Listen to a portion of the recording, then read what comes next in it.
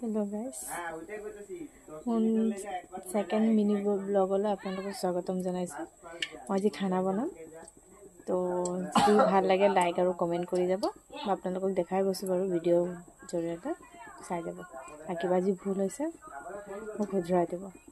এই special chicken তাতে কেৰাহীত দিম আৰু তেল গৰম হৈ আছে।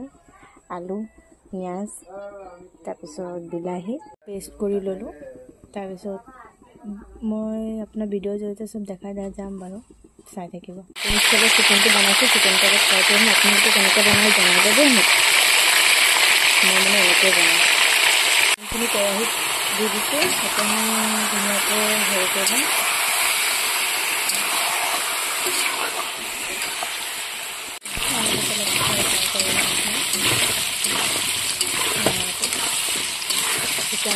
আলু ফ্ৰাই কৰি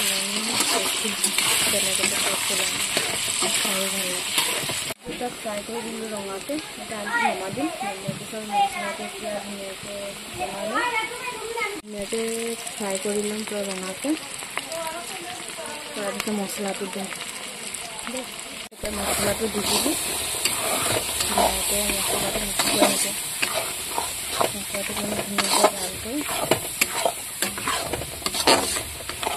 ভালকৈ মিক্স কৰি ভালকৈ বনাই লওঁ।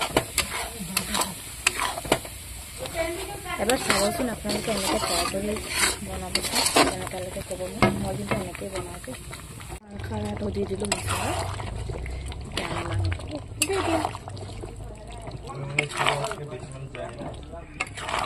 ক'ব দে কেনেকুৱা হৈছে, জনাব আপোনালোকে কমেণ্ট কৰি।